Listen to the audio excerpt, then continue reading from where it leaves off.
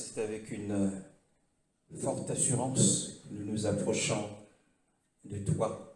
Plus notre assurance est forte, plus notre service est accepté en ta présence.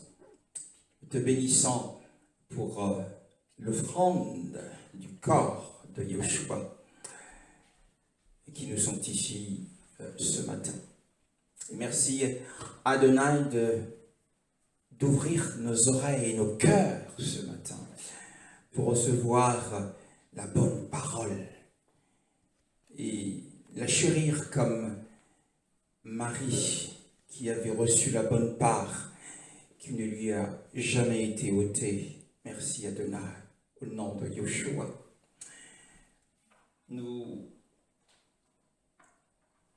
Notre thème de ce matin, c'est la vision d'Élohim. La vision d'Élohim, c'est la vision de la récompense. La vision d'Élohim est la vision de la récompense. Et nous lisons dans la parole, dans les Saintes Écritures, dans l'évangile de Matthieu, au chapitre 5, dans la série des béatitudes données sur la montagne par Elohim Yoshua, au verset 8, selon que l'Esprit nous l'a mis à cœur, nous lisons cette portion de la parole, Matthieu 5, le verset 8. Heureux ceux qui ont le cœur pur, car ils verront Dieu. Oui, ici, dans cette béatitude, une proclamation est faite par Yoshua, une proclamation que l'Esprit nous emmènera à commenter, à livrer le commentaire de l'Esprit. Nous livrerons le commentaire de l'Esprit au sujet de cette béatitude. Bénis soient ceux qui sont purs de cœur, car ils verront Elohim. Bénis sont ceux qui sont purs de cœur, parce qu'ils verront Elohim. Un autre passage des Écritures dans le livre des Hébreux, qui sera conjointement associé, au premier texte, c'est dans l'épître aux Hébreux au chapitre 12 et le verset 14. C'est un passage bien connu. Recherchez la paix avec tous et la progression dans la sainteté. Sans elle, personne ne verra le Seigneur. Oui, c'est une bonne interprétation de la parole. Mais nous n'allons pas nous occuper de la première portion de ce passage qui parle de poursuivre la paix. Ce n'est pas le sujet de ce matin, mais de poursuivre, comme dans ma version il est écrit, de poursuivre la sanctification. Et dans la version qui vient d'être lue, il est parlé de la progression dans la sainteté, sans laquelle personne ne verra le Seigneur. Nous avons lu en premier lieu, bénis sont ceux qui sont purs de cœur, parce qu'ils verront Elohim. Et notre thème, comme nous l'avons dit, c'est la vision d'Elohim, la vision de la récompense. Et dans toute la Bible, dans toutes les Écritures, il existe deux types différents de sainteté. Et premièrement, nous avons la sainteté de l'Ancienne Alliance, sous la charge de Moshe. Et aussi nous avons la sainteté de la Nouvelle Alliance. Donc il existe deux types bien différents sur la sainteté. Donc la sainteté de la loi de Moshe, nous savons tous que cette sainteté était une était une sanctification extérieure, la purification et la propreté de la chair. Elle consistait bien évidemment en des nombreuses immersions, des bains, des ablutions, et en des soins au sujet de l'alimentation, de la viande, elle ne devait pas être polluée, elle ne devait pas être, avariée. Et il y avait différents degrés. Le livre de Lévitique nous en donne les détails. Donc un premier style de sainteté appartenait au peuple. C'est ce que nous lisons dans Lévitique au chapitre 20, le verset 7. Lévitique au chapitre 20, le verset 7.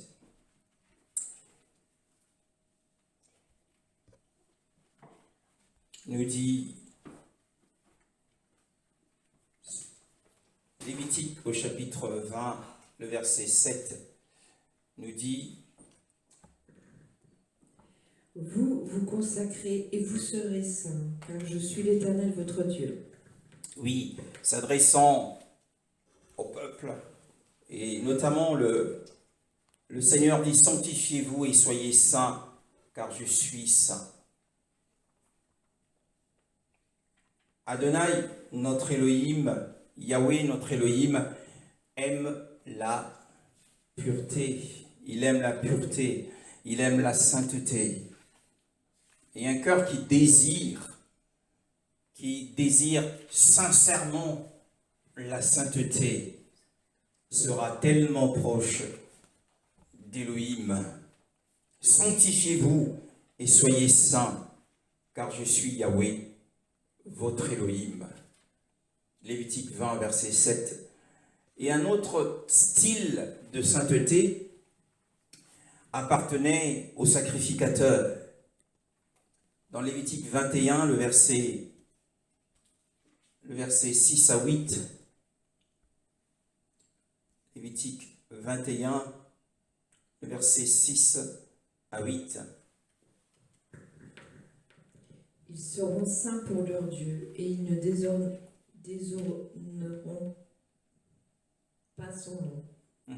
Car ils offrent à l'Éternel des sacrifices passés par le feu, la nourriture de leur Dieu, ils seront donc saints. 6 à 8. Ils n'épouseront pas une femme prostituée ou déshonorée, ni une femme rejetée par son mari, car ils sont saints pour leur Dieu. 6 à 8. 6 à 8. Tu le sanctifieras car il présente la nourriture de ton Elohim. Il sera saint pour toi car je suis saint, moi, Yahweh, qui vous sanctifie. Donc il y avait deux styles. Le premier style appartenait au peuple, comme nous l'avons lu tout à l'heure, et notamment Lévitique 11 également nous parle de la sanctification sur un certain nombre de choses, sur l'alimentation et sur bien d'autres choses. Donc il y avait un autre style qui appartenait au sacrificateur. Or dans l'évangile de Matthieu, dans l'évangile de Matthieu, du texte de base que nous avons lu, Matthieu chapitre 5, le verset 8, nous l'avons lu, Matthieu chapitre 5, le verset 8, la Bible dit, bénis sont ceux qui sont purs de cœur, parce qu'ils verront Elohim. Donc nous avons vu que dans l'Ancienne Alliance, la purification de l'Ancienne Alliance c'était la pureté de la chair. C'est une sanctification extérieure, avec tout ce que cela pouvait comporter comme interdit. Donc il y avait des interdits de ne pas entrer en contact avec un corps mort. Il y avait beaucoup d'interdits. Et donc, dans cette béatitude que Yeshua nous donne, puisqu'il s'adresse aux disciples, au premier verset, ayant les foules, il monta sur la montagne et s'étant assis, ses disciples s'approchèrent de lui, donc des croyants, ils s'approchèrent de lui. Et donc, à travers ce passage du verset 8, nous avons une norme beaucoup plus élevée que celle de l'Ancienne Alliance. Une norme beaucoup plus élevée de l'Ancienne Alliance qui nous est ici présentée par le Seigneur. Donc c'est la sanctification de l'homme intérieur. Une sanctification qui est produite, vous l'avez compris, par la parole d'Élohim et l'Esprit qui demeure en nous. Donc c'est cette sainteté, la sainteté du cœur, la sainteté de l'homme intérieur, que le Elohim, notre Père, demande à ses fils et à ses filles. Et c'est cette sainteté dont le Sauveur nous a montré l'exemple. Comme il le dit lui-même dans l'évangile de Jean, au chapitre 8, cette fois-ci, le verset 46. Donc nous sommes dans une norme beaucoup plus élevée que celle de l'Ancienne Alliance. Celle de l'Ancienne Alliance consistait en des fréquentes immersions.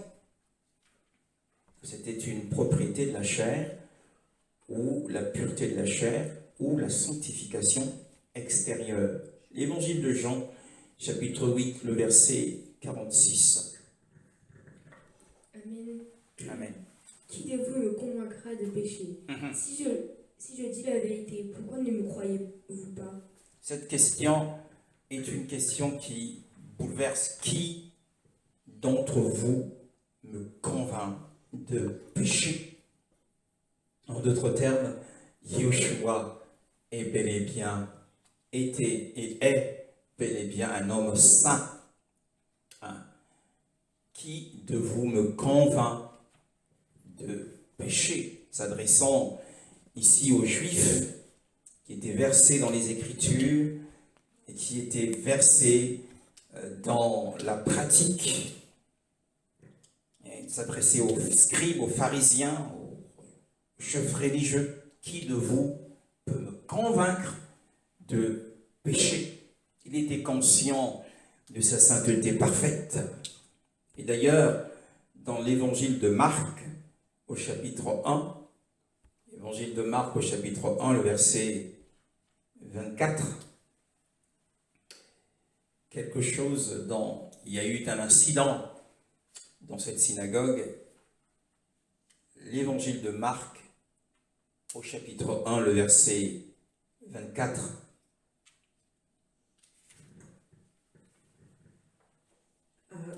Que veux-tu, Jésus de Nazareth? Es-tu venu pour nous perdre? Je sais qui tu es, le Saint de Dieu. Oui. Qui tu es, le Saint d'Élohim? Es-tu venu pour nous perdre?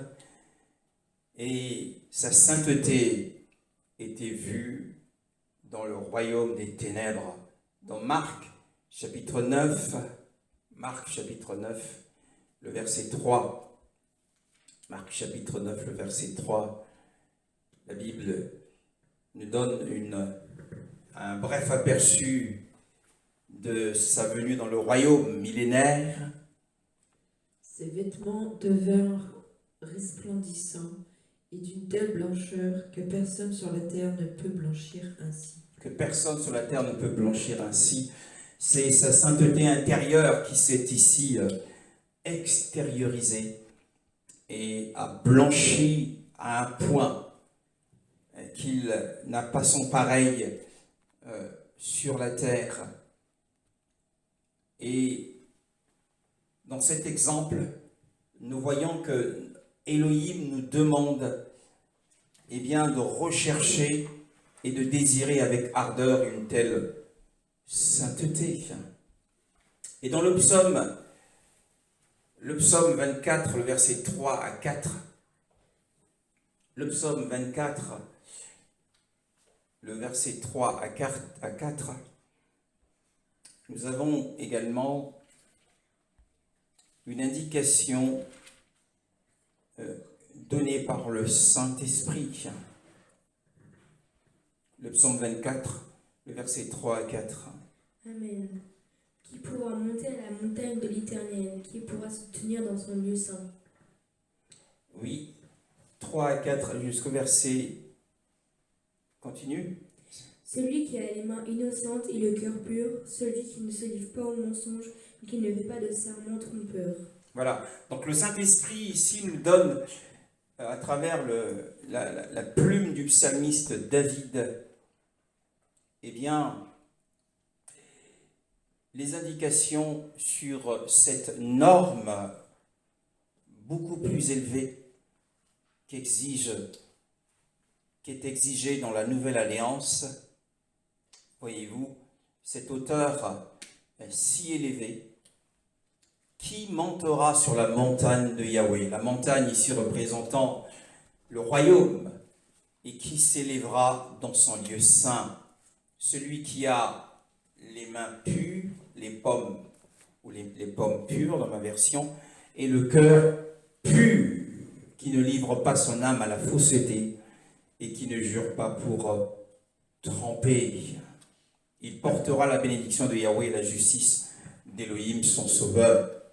Donc, la sainteté de l'homme intérieur, c'est la vraie sainteté. C'est la sainteté éternelle, celle qui est adaptée à celles et ceux qui sont appelés à demeurer, qui sont appelés à demeurer éternellement en la présence d'Élohim. Nous qui sommes appelés à demeurer éternellement en sa présence, nous sommes invités à embrasser cette véritable sainteté, la sainteté éternelle, celle qui consistait en des ablutions, en des immersions, en des soins de l'alimentation, n'était pas éternelle. Mais c'est celui qui a le cœur pur. La question est posée à travers le Saint-Esprit qui pourra, qui sera adapté à demeurer en la présence éternelle d'Élohim. Donc dans Hébreux au chapitre 10, voyez-vous, la vraie sainteté, c'est celle du cœur. Yeshua dit, bénis sont ceux qui ont le cœur pur. C'est la sainteté éternelle. La sainteté éternelle. Hébreux chapitre 10, le verset 10.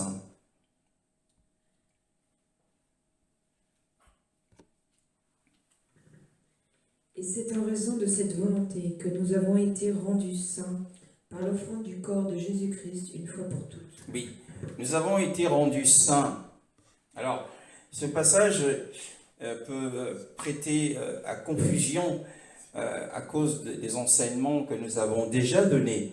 Parce qu'ici, il est dit, c'est par cette volonté que nous sommes sanctifiés au moyen de l'offrande du corps de Yeshua Mashiach une fois pour toutes.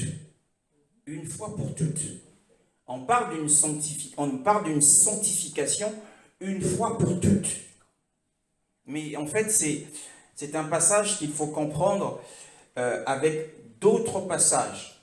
En réalité, déjà, quand on parle de cette volonté, il faut partir du texte plus haut, où il est écrit au verset 5, c'est pourquoi en entrant dans le monde, il dit, tu n'as pas voulu de sacrifice, ni d'offrande, mais tu m'as équipé d'un corps. Tu n'as pas pris plaisir aux holocaustes, ni aux sacrifices pour le péché. Alors j'ai dit, me voici, je viens. Il est écrit à mon sujet en tête du livre, pour faire Elohim ta volonté. Et il est dit, c'est par cette volonté que nous sommes sanctifiés au moyen de l'offrande du corps. Donc l'offrande du corps, ici, c'est eh bien le sacrifice suprême de Yeshua. Hein. Et le sacrifice suprême de Yeshua qui a dégagé un parfum tranquillisant, une odeur, une odeur agréable, un parfum de bonne odeur. Un parfum de bonne odeur aux narines d'Élohim le Père. Donc il a agréé l'offrande du Fils, si bien que grâce à cet agrément, eh bien nous sommes sanctifiés. Et la sanctification ici, qu'est-ce que c'est? Eh bien en fait, ça se réfère à ce qui s'était produit dans l'Ancienne Alliance, dans Exode. Exode chapitre 28, nous allons comprendre de quelle sanctification, une fois pour toutes, dont il est question ici. Et ensuite, nous comprendrons que c'est une base pour ce que nous sommes en train d'étudier. Exode chapitre 28, le verset 41. Exode chapitre 28, le verset 41. Tu revêtiras ton frère Aaron et ses fils avec lui. Tu les désigneras par onction. Tu les établiras dans leurs fonctions. Tu les consacreras. Et ils seront à mon service en tant que prêtres. Et justement, c'est la bonne interprétation. Dans ma version, il est dit, tu les sanctifieras et ils exerceront la prêtrise pour moi. Donc le mot pour sanctification dans Hébreux 10.10 n'est autre que la consécration, comme il était question ici d'Aaron et de ses fils. Ils étaient consacrés au Seigneur une fois pour toutes, selon la loi de Moshe. Ils étaient consacrés. Tu en revêtiras Aaron, ton frère, et ses fils avec lui. Tu les oindras. Cette consécration était passée par l'onction. Tu rempliras leurs mains. Ils ne se présenteront pas vides. Ils auront de quoi servir. Tu rempliras leurs mains, et nos mains doivent être remplies de la charge que le Seigneur nous a confiée. Et tu dans la version de la sœur, les consacreras. Donc ici, tu les sanctifieras et ils exerceront la prêtrise pour moi. Donc, nous avons été sanctifiés par l'offrande du corps du Mashiach une fois pour toutes. La sanctification dont il est question dans Hébreux 10.10 n'est autre que notre consécration. Puisqu'ici, Aaron a été consacré comme sacrificateur, ses fils ont été consacrés comme sacrificateurs, puisque le mot prêtre, c'est la même chose que le mot sacrificateur. Et donc cette consécration s'est faite une fois pour toutes. Et donc le chapitre suivant, chapitre 29, le verset 15 à 18, 15 à 18. Tu prendras l'un des béliers, et Aaron et ses fils poseront leurs mains sur sa tête. Tu égorgeras le bélier, tu prendras son sang et tu le verseras sur le pourtour de l'autel. Tu couperas le bélier en morceaux et tu laveras les entrailles et les pattes, et tu mettras sur les morceaux et sur ta tête. Tu brûleras tout le bélier sur l'autel. C'est un holocauste à l'Éternel, un sacrifice brûlé au feu, dont l'odeur est agréable à l'Éternel. Oui, dont l'odeur est agréable à l'Éternel. Ce bélier était un type du corps, de l'offrande du corps de Yeshua Mashiach, que nous avons lu dans Hébreux 10.10. C'est un type, donc le véritable bélier, c'est Yeshua, l'offrande de son corps qui avait été offerte, ou l'offrande de son corps qui avait été offert en sacrifice. Et nous l'avons dit tout à l'heure, eh bien c'était un sacrifice au parfum tranquillisant. Ainsi, nous voyons que Aaron et ses fils ont été consacrés. Ils ont été consacrés une fois pour toutes. Ainsi, nous, croyants, nous sommes consacrés, sacrificateurs et rois pour Elohim, une fois pour toutes. La consécration se fait une seule fois pour toutes. Donc c'est le sens du passage d'Hébreux qui parle de sanctification. En fait, c'est une consécration. Nous avons été consacrés par l'offrande du corps. Nous avons été consacrés. Et cette consécration est la base, disons-nous, de l'activité de notre sanctification par le Saint-Esprit. Parce que l'activité de notre sanctification intérieure, nous l'avons dit que c'est la vraie sainteté, c'est la sainteté éternelle, cette activité est toujours en progression, mais elle ne sera jamais parfaite sur la terre. Nous l'avons déjà étudié, la sanctification n'est pas parfaite sur la terre à cause de la chair. Tant que nous avons notre chair avec nous, car l'esprit, les désirs de l'esprit sont toujours en opposition avec les désirs de la chair. Ce qui est bon n'habite pas en moi, c'est-à-dire dans ma chair. Et donc la sanctification par l'esprit, elle avancera, elle fera des progrès. Il nous faut encore avancer dans la sainteté, mais jamais nous n'atteindrons la perfection ici-bas, tant que le corps impur de la chair n'aura pas été ôté. Donc même le plus saint des hommes sur la terre a quelquefois des mauvaises pensées.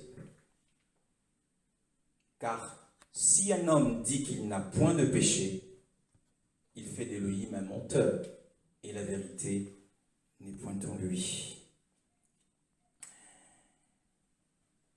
Donc Israël, puisque nous sommes dans une étude comparative, concernant Israël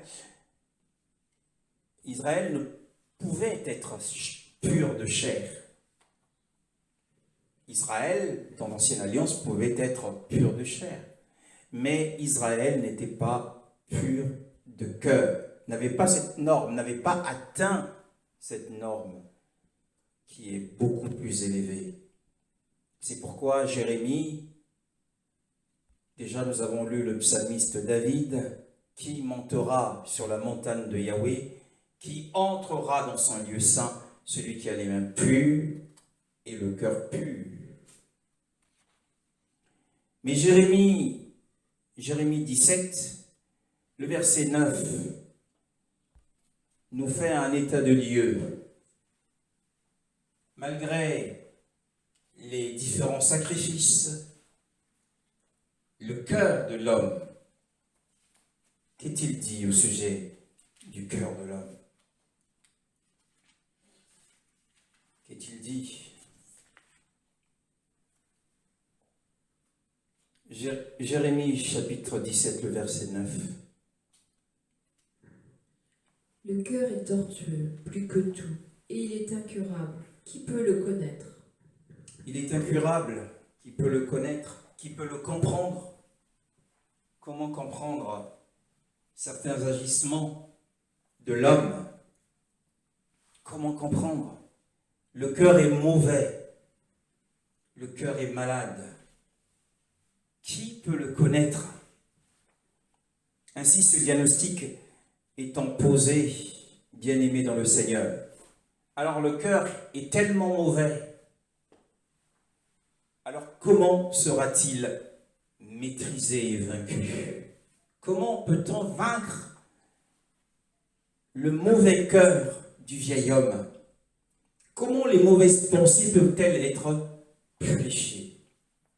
Le Sauveur nous répond en disant: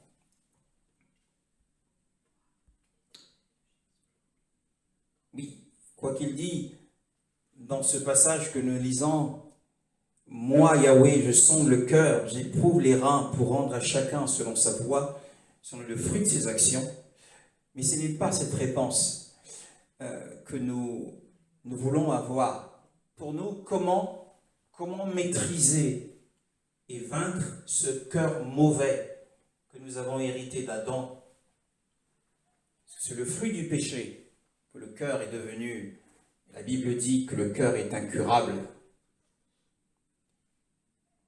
Eh bien, le Sauveur répond en disant, oui, c'est par la venue de l'Esprit de sainteté. Par le Saint-Esprit est la puissance. Le Saint-Esprit est la seule puissance contre un cœur mauvais. Déjà dans Ézéchiel, il promet qu'il ôtera de nous ce cœur de chair. Dans Ézéchiel 36, il nous donnera un cœur de chair. Il ôtera le cœur de pierre. Parce que le cœur de pierre, c'était un ordre renversé. Et pour rétablir l'ordre, eh bien la nature nouvelle prend le dessus sur le vieil homme. L'œuvre de la croix crucifie le vieil homme, c'est-à-dire le rend inopérant. Il rend le vieil homme inopérant. Il condamne le vieil homme à la croix. Yeshua, par sa mort, condamne le vieil Adam à la croix. Il est incurable. On ne peut l'améliorer.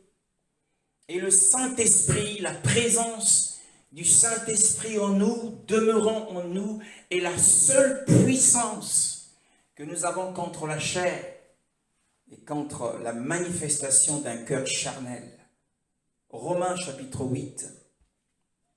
Romains chapitre 8, verset 13. Notre solution face à comment maîtriser, comment vaincre, comment être purifié des mauvaises pensées, eh bien, la solution, c'est le Saint-Esprit et sa puissance. Seul le Saint-Esprit est capable de vaincre le cœur du vieil homme, sachant que le vieil homme en nous est rendu inopérant par l'œuvre de la croix. Mais si nous sommes lâches dans notre conduite, eh bien c'est le vieil homme qui prendra le dessus avec son cœur mauvais. Il n'est pas étonnant de voir que des chrétiens aient un cœur mauvais, parce qu'ils ont laissé plus de place au vieil homme, au lieu de le rendre inopérant, de le rendre inoffensif. Ils ont laissé le vieil homme prendre le dessus sur eux, et ce qui s'exprime au travers d'eux, eh bien c'est un cœur mauvais.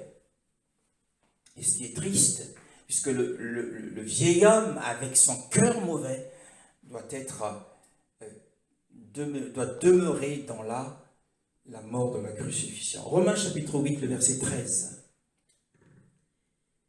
Si vous vivez en vous, conformément à votre nature propre, vous allez mourir.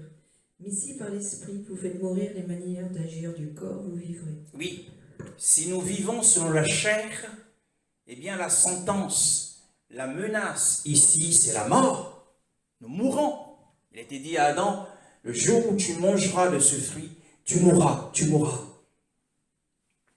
Nous l'avons déjà étudié, la mort ici, c'est le fait d'être sous le règne et le pouvoir de la mort lors de la résurrection choisie et bénie de ceux qui seront réputés dignes. Mais si par l'Esprit, pendant notre parcours sur la terre, nous faisons mourir les actions du corps, le corps impur de la chair,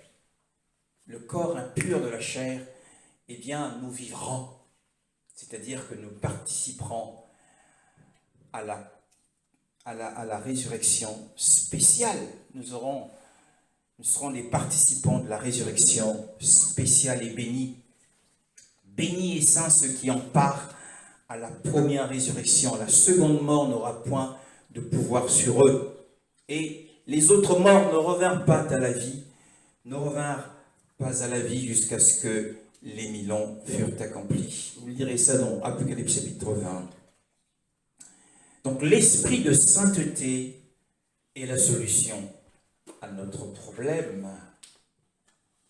Par le Saint-Esprit, nous mettrons à mort, nous rendrons inoffensif le vieil homme, les actions du vieil homme.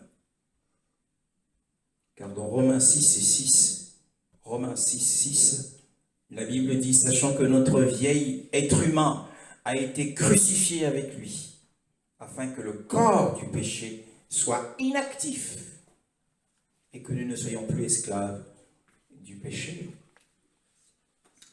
Matthieu chapitre 5, le verset 8. Nous revenons à notre texte de base. Et là, la Bible dit encore, « Bénis sont ceux qui ont un cœur pur, parce qu'ils verront Elohim. » Nous avons dit, la vision d'Elohim, c'est la vision de récompense. Pourquoi les cœurs purs sont-ils bénis ? Pourquoi les cœurs purs sont-ils bénis ? Pourquoi les cœurs purs sont-ils bénis ? Parce qu'ils verront Elohim. C'est la réponse. Mais quand Yoshua, s'adressant à ses disciples, leur fait cette proclamation dans sa série de béatitudes, il fait la même proclamation au peuple qui était sur la plaine, en contrebas. À quoi faisait-il allusion? À quoi se référait-il? Eh bien, la référence manifeste est celle de l'histoire de l'Exode d'Israël. Dans Exode chapitre 19, l'histoire de l'Exode, Exode chapitre 19, le verset 10, 11, 14, 18, 22. Là, nous voyons qu'une charge a été confiée à Moshe, serviteur de Yahweh. Exode 19, le verset 10, ensuite le verset 11, et après le verset 14, 15, 18 et 22. On va y aller pas à pas. L'Éternel dit à Moïse, va vers le peuple, consacre-les aujourd'hui et demain qu'ils lavent leurs vêtements. Qu'ils soient prêts pour le 3e jour, car le 3e jour, sous les yeux de tout le peuple, l'Éternel descendra sur le mont Sinaï. Oui, tu peux tout lire jusqu'au verset 22, ça serait plus simple. Tu fixeras au peuple des limites tout autour de la montagne et tu diras, gardez-vous bien de monter sur la montagne ou d'en toucher le bord.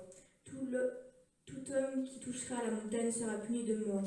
On ne mettra pas la main sur lui, on ne le lapidera pas, on ne le lapidera ou le transpercera de flèches. Qu'il s'agisse d'un animal ou d'un homme, il ne vivra pas. Quand la trompette sonnera, ils s'avanceront vers la montagne. Moïse descendit de la montagne vers le peuple, il consacra le peuple et ils lavèrent leurs vêtements. Il dit au peuple, soyez prêts dans 3 jours, ne vous approchez d'aucune femme. Le matin du 3e jour, il y eut des coups de tonnerre, des éclairs et une épaisse nuée sur la montagne. Le son de la trompette retentit fortement et tout le peuple qui était dans le camp fut épouvanté. Moïse fit sortir le peuple du camp pour aller à la rencontre de Dieu. Ils se placèrent au bas de la montagne. Le mont Sinaï était tout enfumé, parce que l'Éternel y était descendu au milieu du feu. Cette fumée s'élevait comme la fumée d'une fournaise, et toute la montagne tremblait avec violence. Le son de la trompette retentissait de plus en plus fortement. Moïse parlait, et Dieu lui répondait à haute voix. Ainsi l'Éternel descendit sur le mont Sinaï, au sommet de la montagne. L'Éternel appela Moïse à y venir, et Moïse monta. L'Éternel dit à Moïse, descends avertir le peuple de ne pas se précipiter vers l'Éternel pour regarder, car un grand nombre parmi eux mourrait. Que les prêtres qui s'approchent de l'Éternel se consacrent aussi, de peur que l'Éternel ne les frappe de mort.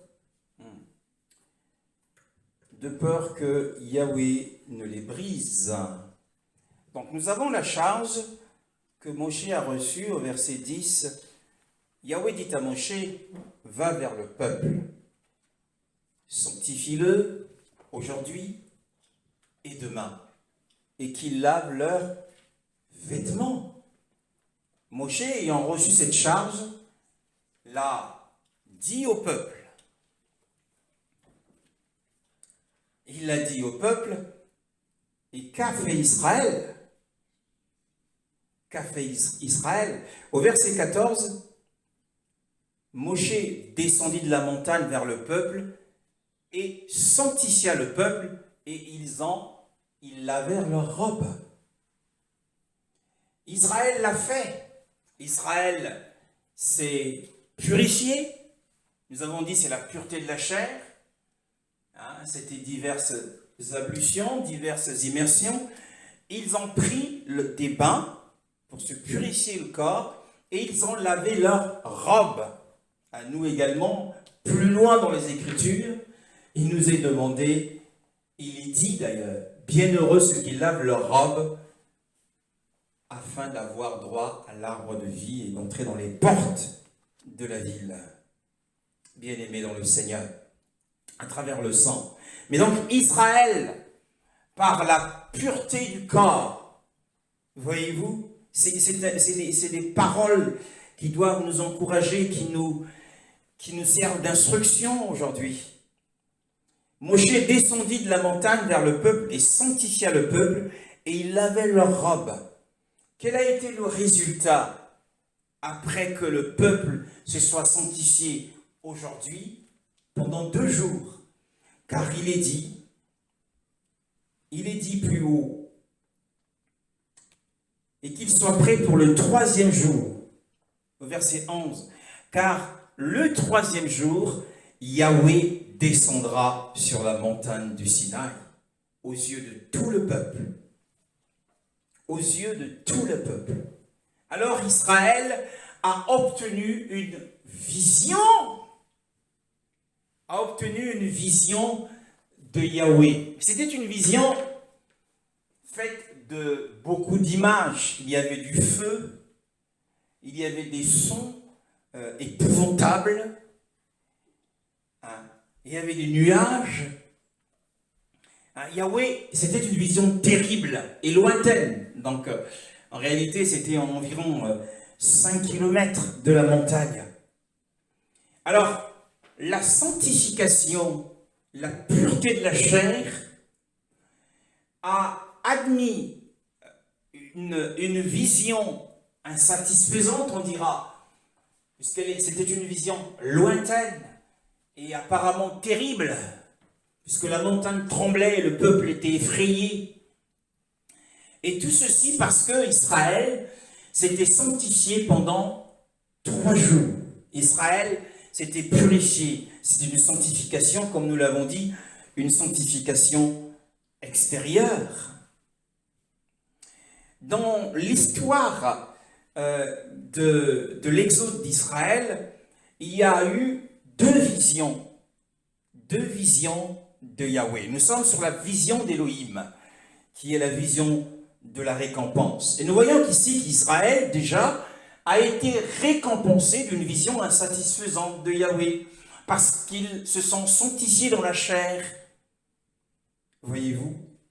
Mais à combien plus forte raison, pour nous qui sommes sanctifiés de l'intérieur, nous qui avons la sanctification intérieure, si nous progressons dans cette sanctification intérieure, à combien plus forte raison serons-nous bénis de la vision, mais combien durable et éternelle d'Adonai Yahweh. Nous l'avons lu tout à l'heure, recherchez la sainteté sans laquelle personne ne verra le Seigneur. Là aussi, nous avons des choses à dire. Donc nous sommes en train de dire que la vision de Yahweh dans le parcours d'Israël au cours de son exode, il y en a eu 2. Premièrement, c'est la vision que nous avons ici de Yahweh au Sinaï. Puisque nous voyons que la Bible dit au verset 11 qu'ils soient tous prêts. Voyez-vous qu'Israël était prêt pour le 3e jour. C'est important, les beaux, parce qu'il y a une application spirituelle aussi pour nous à travers ce passage. Mais nous avançons. Yahweh descendra sur la montagne de Sinaï aux yeux. Donc ils ont eu la vision. Tout le peuple a eu la vision. Pourquoi? Eh bien parce qu'ils s'étaient sanctifiés. Ils s'étaient rendus purs. C'était la pureté de la chair, nous l'avons dit. Donc la deuxième vision,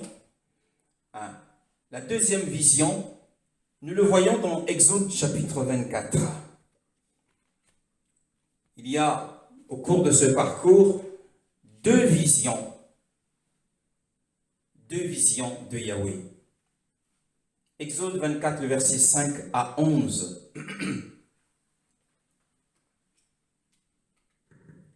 Il envoya de jeunes Israélites offrir à l'Éternel des holocaustes, ainsi que des taureaux en sacrifice de communion. Moïse prit la moitié du sang et la mit dans des bassines, et avec l'autre moitié il aspergea l'autel. Il prit le livre de l'Alliance et le lut en présence du peuple. Ils dirent: Nous ferons tout ce que l'Éternel a dit, nous y obéirons.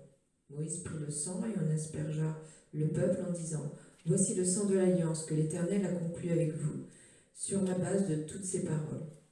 Moïse monta avec Aaron, Nadab, Abihu, ainsi que 70 anciens d'Israël. Ils virent le Dieu d'Israël sous ses pieds. C'était comme une œuvre en saphir, transparent, comme le ciel lui-même dans sa pureté. Il ne porta pas la main contre les personnalités israélites. Ils virent Dieu, puis ils mangèrent et burent. Ils virent Elohim et ils mangèrent et burent. Et comment cela est arrivé? Comment est arrivée cette seconde vision de Yahweh? La première était insatisfaisante. Ils se sont tenus à environ 5 km de la montagne, dans la plaine en contrebas. Et la vision était épouvantable, avec des images de feu, avec des sons terribles.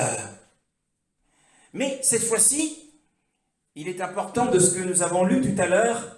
Il a fallu premièrement que Yahweh nomme un médiateur. Et le médiateur, c'était Moshe. Et celui-ci a pris les sacrifices. Il a pris les taureaux. Il a pris les holocaustes. Le verset 5, il envoyait des jeunes hommes, fils d'Israël, qui firent monter des holocaustes et qui sacrifièrent des jeunes taureaux à Yahweh en sacrifice d'offrande de paix.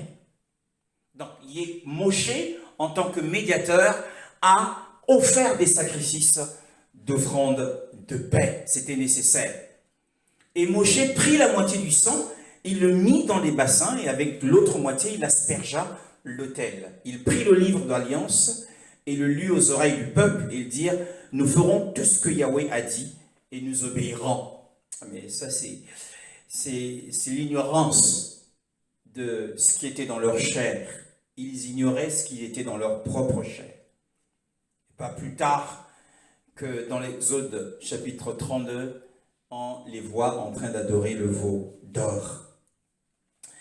Moshe prit le sang et en aspergea le peuple en disant: Voici le sang de l'alliance. Donc ils étaient aspergés de sang, du sang de l'alliance.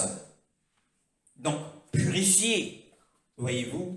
Alors, parce qu'ils étaient purifiés, 70 des anciens sont montés sur la montagne et là, ils ont vu l'Élohim d'Israël. Sous ses pieds, c'était comme un ouvrage de saphir blanc. Alors le saphir blanc ici représente la fermeté et la transparence dans le jugement. Le jugement à venir qui vient sera fait d'une manière impartiale. Le juge qui nous jugera. Ici, ils ont vu l'Élohim d'Israël qu'ils ont vu, c'était le juge d'Israël. Mais pour le voir de près, comme ils l'ont vu, il a fallu qu'il y ait, premièrement, des sacrifices et l'aspersion du sang de l'alliance. Voyez-vous, Et à combien plus forte raison, nous autres, qui sommes dans la nouvelle alliance, bien-aimés dans le Seigneur, et nous sommes aspergés du sang de l'agneau. Si nous persévérons sur le chemin de la pureté du cœur, eh bien, non seulement à l'avenir, nous aurons une vision de récompense, mais encore, en ce jour de grâce, nous pouvons être favorisés, comme l'ont été les 70. Il n'étendit pas sa main sur les nobles d'Israël à cause de l'offrande de paix qui avait été versée, qui avait été faite à cause des jeunes taureaux qui avaient été sacrifiés. Alors c'est pourquoi il n'étendit pas sa main sur les nobles des fils d'Israël. Ils virent Elohim, puis ils mangèrent et burent. Donc le saphir blanc ici, comme l'os des cieux dans sa pureté, représente la fermeté et la transparence dans le jugement. Dans le jugement à venir, comme nous l'avons déjà souligné, il n'y a rien de couvert qui ne doit être découvert.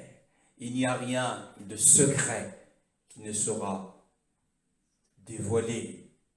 Car aujourd'hui, c'est le temps du secret. La plus grande partie de nos vies est inconnue de tous. La plus grande partie. Mais l'heure vient où tout sera à nu et à découvert aux yeux des générations et des générations des saints. Et ils verront le parcours de chacun. Chacun verra le parcours de l'autre. Alors, il découvrira tant, comme nous l'avons dit, la beauté ou des choses sales. Puisse Adonai nous faire miséricorde au sujet des choses sales, au sujet des colères, au sujet des mauvaises pensées, afin que tout ceci passe sous le sang de l'agneau. Bien-aimés, ils ont été favorisés. Donc il y a eu deux visions. La vision de Yahweh dans la plaine et la vision d'Élohim sur le mont Horeb. Cette fois-ci, c'est sur la montagne de Horeb et non au Sinaï. Bien-aimés dans le Seigneur. Donc par conséquent, lorsque nous retournons dans Exode chapitre 19, nous voyons qu'il y a deux appels à la sanctification, adressés à deux classes différentes des fils d'Israël. Au verset 21, la Bible dit, Yahweh dit à Moshe, descends et avertis le peuple de ne pas se précipiter vers Yahweh, afin de regarder, de peur qu'un grand nombre d'entre eux ne périssent. Et ensuite, au verset 22, que les prêtres qui s'approchent de Yahweh, c'est le deuxième appel, se sanctifient aussi. Donc le premier appel, Israël était appelé à se sanctifier aujourd'hui, demain, et le troisième jour. Et ici, dans le second appel, les prêtres qui devaient s'approcher de Yahweh devaient aussi se sanctifier. Donc il y avait deux classes. Et au verset 24, il est dit, Yahweh descend. Yahweh lui dit, va, descends et tu monteras, toi et Aaron, avec toi. Quant aux prêtres et au peuple, donc il y avait les deux classes, quant aux prêtres qui ont été appelés à se sanctifier, au peuple qui a été appelé à se sanctifier, qu'ils ne se précipitent pas pour monter vers Yahweh, de peur qu'il ne les brise. Donc, pour nous, la vue du Seigneur, recherchez, poursuivez la sanctification sans laquelle personne ne verra le Seigneur. La vue du Seigneur à laquelle nous sommes appelés est celle de la récompense. C'est la vue de la récompense dans la gloire du royaume. Bien-aimés, la Bible dit que nul ne verra le Seigneur. Nous avons l'habitude de dire ce passage. Sans la sanctification, nul ne verra le Seigneur. Est-ce vrai? Est-ce vrai que nul ne verra le Seigneur? Mais que dit d'autres passages? D'autres passages, la Bible dit que tous nous devons comparaître devant le tribunal du Mashiach. Tous nous devons comparaître. En réalité, nul, si nous ne persévérons pas, si nous ne progressons pas dans la sanctification de l'homme intérieur, eh bien, nul ne verra le Seigneur en tant que roi de gloire.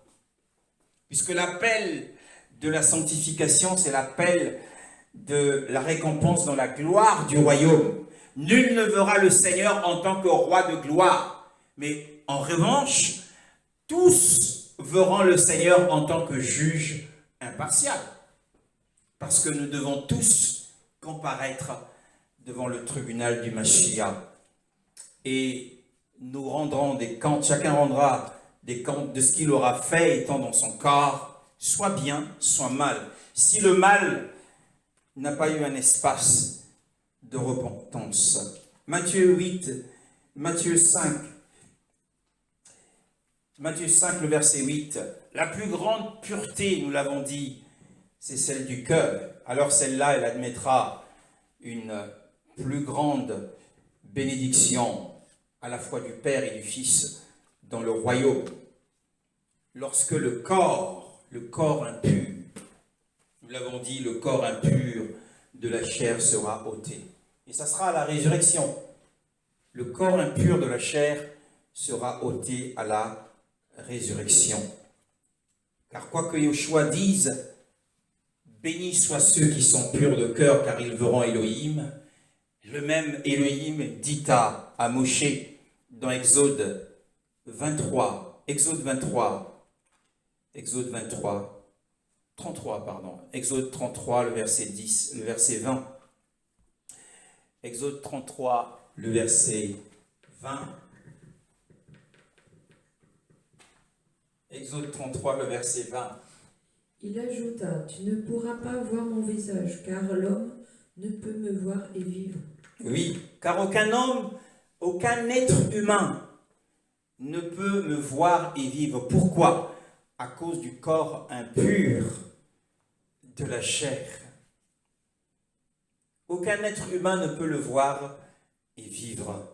Donc le corps de la chair, le corps impur de la chair sera ôté à la résurrection. Nous aurons un corps adapté en la présence du Seigneur. Un corps adapté en sa présence. Voyez-vous? Et ce n'est pas en tant qu'esprit désincarné.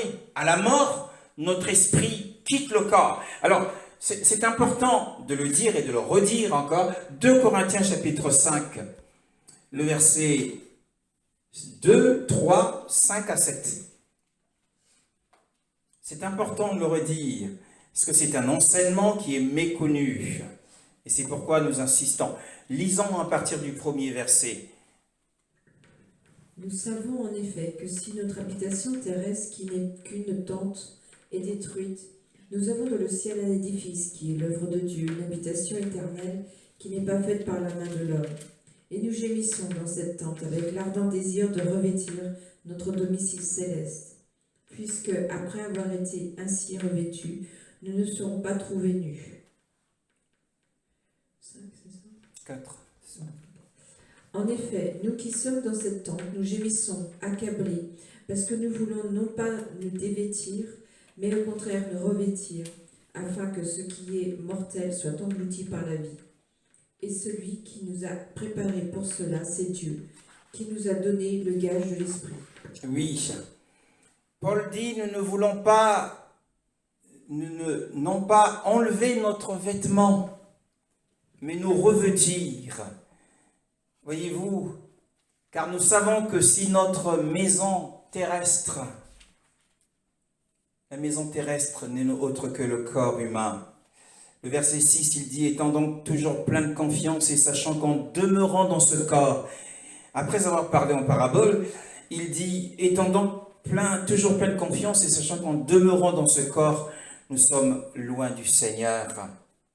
Ici, le corps est représenté comme une maison, comme une tente qui est détruite, comme un édifice, mais il y a, dit-il, nous avons dans les cieux une construction, ou un édifice, qui vient d'Élohim. C'est une maison éternelle. Oui, le corps, le nouveau corps sera éternel, puisqu'il sera immortel, il sera incorruptible, qui n'est pas faite par la main de l'homme, car nous gémissons aussi dans cette tente, c'est-à-dire dans ce corps, désirons avec ardeur revêtir, il parle toujours de revêtement, notre demeure qui vient du ciel. Puisqu'ayant été ainsi vêtus, nous ne serons pas trouvés nus. Alors ceux qui sont nus, ce sont les esprits des défunts.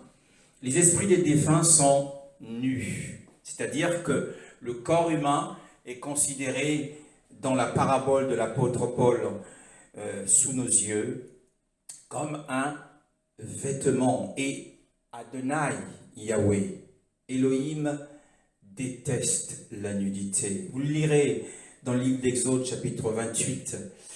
Il parle de la nudité et de peur que les prêtres ne tombent sous la sentence de mort. Il aurait demandé de mettre des caleçons ou des culottes qui vont jusqu'au niveau au-dessus, en dessous des genoux.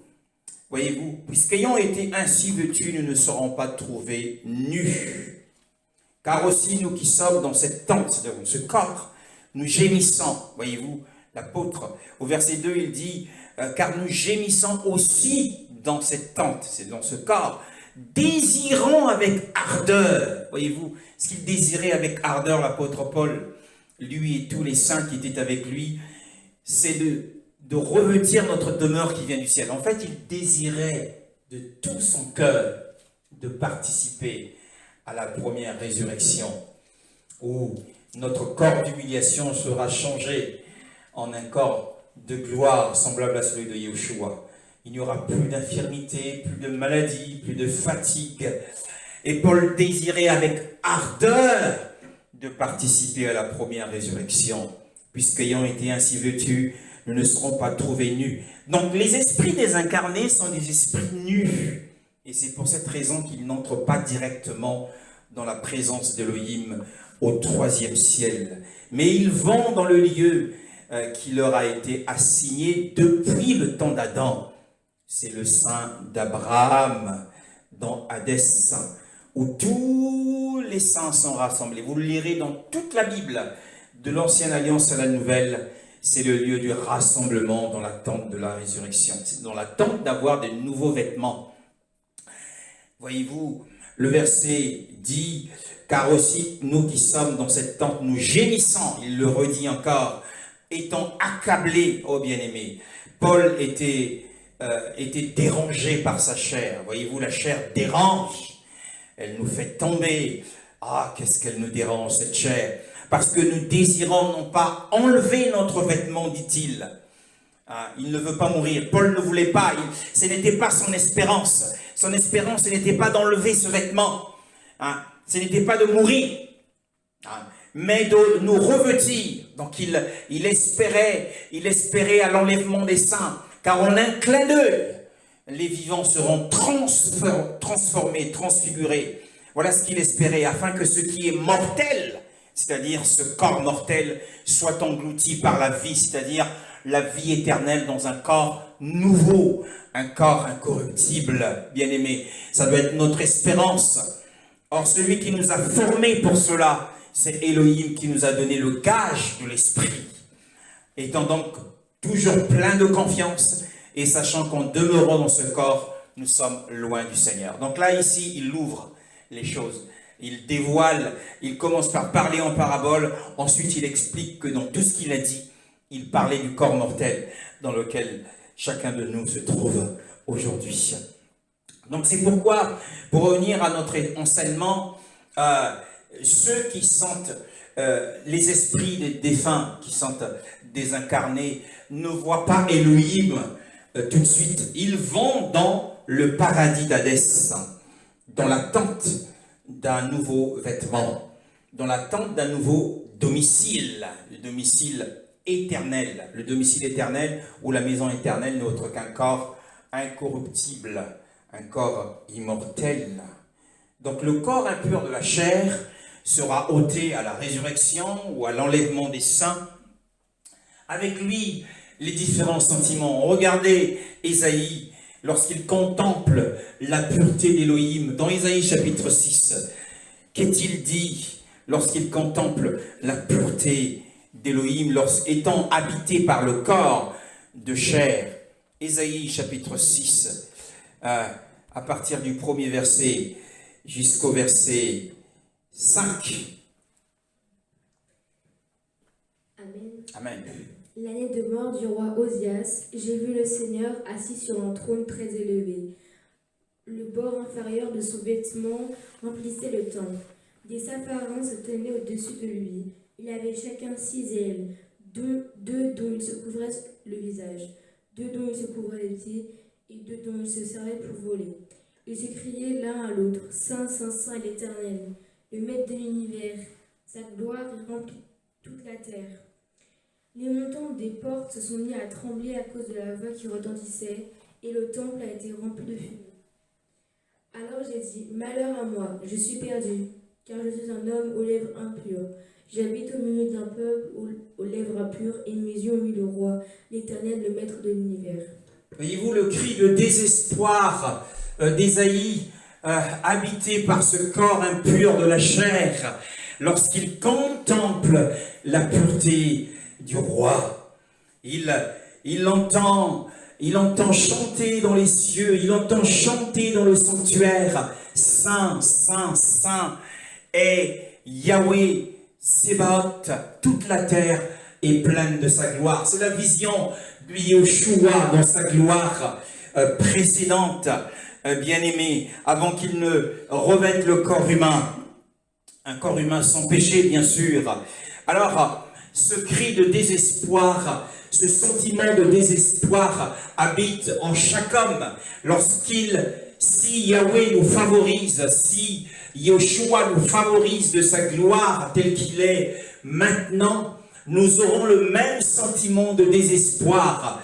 Voyez-vous, Jean, abandonné sur l'île de Patmos, lorsqu'il rencontre Yeshua glorifié, eh bien la Bible dit qu'il est laissé pour mort à cause de ce corps impur de la chair. Oh, bien-aimé dans le Seigneur, dans Exode, mais il y a beaucoup de cas. Ézéchiel, lorsqu'il entreprend des expériences spirituelles, il a perdu de la vigueur. Que ce soit Ézéchiel, que ce soit Daniel, on les voit perdre des forces, même en présence des anges, à cause de la pureté céleste. Voyez-vous, ce corps impur de la chair a besoin d'être ôté, que ce soit à la résurrection et à l'enlèvement des saints. Nous retournons à un autre texte de l'Exode, chapitre 19, le verset 10 à 11, pour en tirer les applications en ce qui nous concerne aujourd'hui. Ces paroles s'appliquent à nous. La Bible dit, Yahweh dit à Moshe, va vers le peuple, sanctifie-le aujourd'hui et demain, et qu'ils lavent leurs robes ou leurs vêtements, et qu'ils soient prêts, qu'ils soient tous prêts pour le 3e jour. Bien-aimés dans le Seigneur, le Mashiach vient bientôt à nous. Et nous devons nous aussi, comme le dit, je le lis rapidement, dans 2 Corinthiens chapitre 7, le verset 1, ayant donc toutes ces promesses, 2 Corinthiens chapitre 7, le verset 1, ayant donc toutes ces promesses, bien-aimés, purifions-nous de toute souillure de la chair et de l'esprit, achevons la sainteté dans la crainte d'Élohim. Bien-aimés, pour nous, il y a 3 jours, il y a aujourd'hui 2 jours, je dirais, 2 jours que Yeshua s'est absenté, 2 jours. Le peuple d'Israël s'est sanctifié pendant 3 jours. Exode 19, le verset 10 à 11. Sanctifie le peuple aujourd'hui et demain, et qu'ils lavent leurs vêtements, et qu'ils soient tous prêts pour le 3e jour.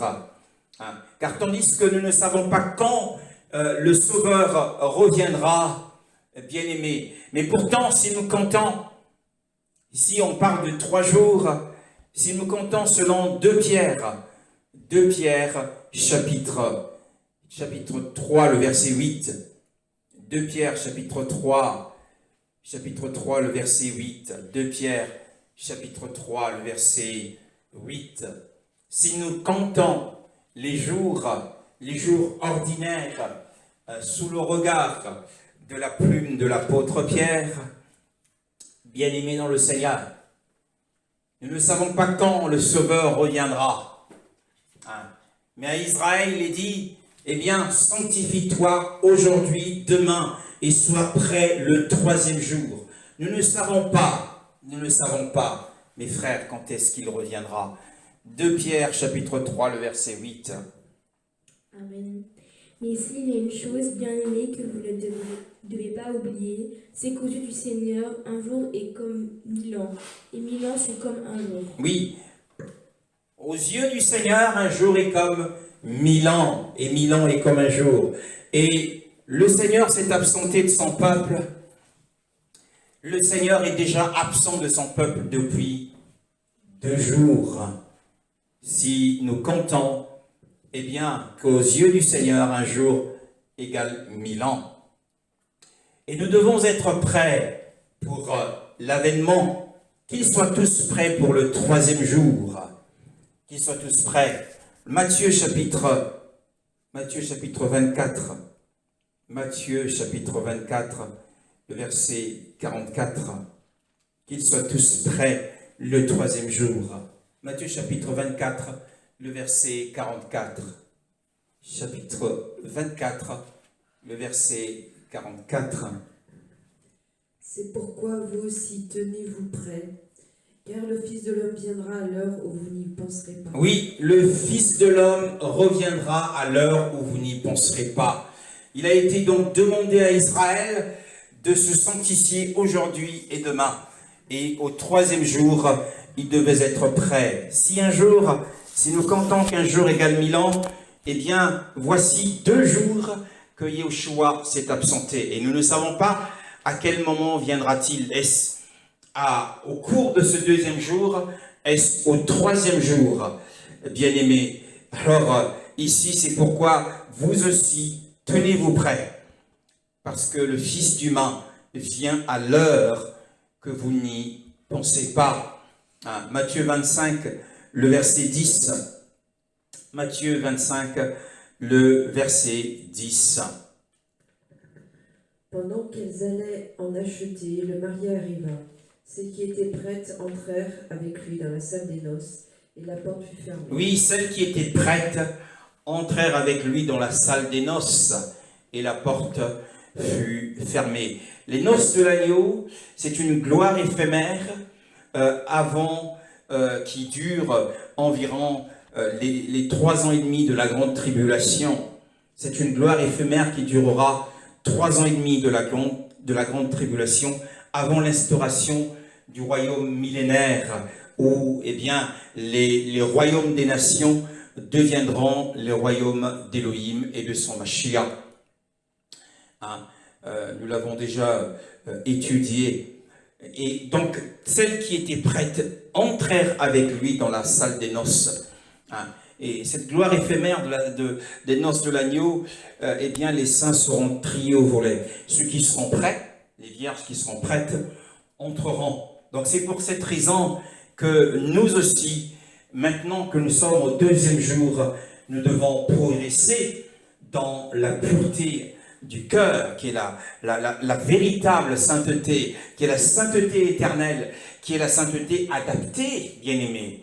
C'est la seule sainteté qui est adaptée qui nous permettra de demeurer éternellement en la présence du Seigneur. Et s'il y a un défaut d'excellence au niveau de notre cœur, si nous ne sommes pas purs, eh bien nous ne verrons pas. Nous ne verrons pas Elohim en tant que roi de gloire. Qui est ce roi de gloire? L'Éternel puissant dans les combats. Béni soit Adonai. Dans 1 Jean chapitre 3, le verset 1 Jean chapitre 3. Oh, nous aimons la sainteté, puisque Elohim lui-même aime la sainteté. 1 Jean chapitre 3, le verset 1. 1 Jean chapitre 3, le verset 1 à 3. La Bible dit, 1 Jean chapitre 3, le verset 1 à 3. Voyez quel amour le Père nous a témoigné pour que nous soyons appelés enfants de Dieu. Et nous le sommes. Si le monde ne vous connaît pas, c'est qu'il ne l'a pas connu lui. Bien-aimés, nous sommes maintenant enfants de Dieu, et ce que nous serons un jour n'a pas encore été révélé. Mais nous savons que lorsque Christ apparaîtra, nous serons semblables à lui, parce que nous le verrons tel qu'il est. Toute personne qui possède cette espérance en lui se purifie comme lui-même est pur. Comme lui-même est pur de cœur, et comme lui-même est pur, nous devons aussi, avec cette espérance de sa manifestation et de sa révélation, d'abord dans les airs, eh bien la Bible dit que nous serons semblables à lui. Et donc la vision que nous aurons est une vision de joie, bien-aimés. C'est une vision qui nous rendra semblables à Yeshua. La vision qui transformera notre corps d'humiliation au corps semblable à celui de Yeshua, qui est un corps de gloire. Bien-aimé dans le Seigneur. Et quiconque a cette espérance en lui-même se purifie. En se purifiant, on se rend prêt. Chaque fois que nous veillons sur l'état de notre cœur, à chaque fois eh bien, que nous invoquons l'aspersion du sang, à chaque fois que nous prions le Saint-Esprit d'éloigner de nous des mauvaises pensées, eh bien, à chaque fois que nous rejetons l'amertume, nous rejetons la colère, les rancunes, les ressentiments, le manque de pardon et toutes ces choses semblables, nous rejetons la convoitise, eh bien, nous nous purifions pour être prêts comme lui-même est pur. Et bien aimé, Yeshua vient pour le salut de ceux qui le cherchent, comme le dit Hébreux au chapitre 9, le verset 28. La Bible dit, de même aussi le Mashiach qui était offert une seule fois pour porter les péchés de beaucoup, apparaîtra une seconde fois hors du péché à ceux qui l'attendent assidûment et patiemment pour le salut. Donc notre assiduité, notre attente assidue, bien sûr, et assidue, pardon, je m'y perds dans les mots, et assidu, avec assiduité, allais-je dire, signifie tout simplement que nous sommes dans l'assiduité de la sainteté et avec patience, donc persévérance pour le salut. Hébreux, chapitre 10, le verset 37, la Bible dit encore un peu, bien peu de temps, celui qui vient arrivera, et il ne tardera pas. Alors, puisqu'il ne tardera pas, bien-aimés, soyons prêts, sanctifions-nous aujourd'hui, purifions nos cœurs par le moyen du sang. Si, nous l'avons dit, si le sang des boucs et des taureaux ont permis que 70 des anciens soient favorisés de la présence immédiate d'Élohim, au point qu'il n'a pas étendu sa main sur eux, à combien plus forte raison le sang offert une fois pour toutes pour les péchés, le sang de Yeshua, dans son efficacité, nous permettra d'être admis éternellement en sa présence. Voyez-vous, Marie-Madeleine, lorsqu'elle est venue dans l'évangile de Jean, chapitre 20, évangile de Jean, chapitre 20, le verset 18, Myriam Magdeleine alla annoncer aux disciples qu'elle avait vu le Seigneur et qu'il lui avait dit ces choses. Alors, au verset 20, et quand ils eurent dit cela, il leur montra ses mains et son côté. Alors les disciples furent dans la joie en voyant le Seigneur. Donc la vision d'Élohim, c'est la vision de la joie. C'est la vision de la joie associée à la ressemblance avec le Très-Haut. Ils étaient dans la joie. C'est une vision de récompense, bien-aimé. Selon Philippiens 3, verset 21, nous l'avons déjà cité, tous, nous le verrons comme juges et chacun recevra la sentence qui sera prononcée par rapport à sa conduite sur la terre. Ah, mais combien d'entre nous le verront en tant que roi de gloire, portes éternelles, élevez-vous vos linteaux, afin que le roi de gloire fasse son entrée. Combien admireront sa beauté en tant que roi de gloire, mais tous le verront. Il sera impartial dans son jugement. Il n'aura pas d'égard. Il ne fera pas attention au visage.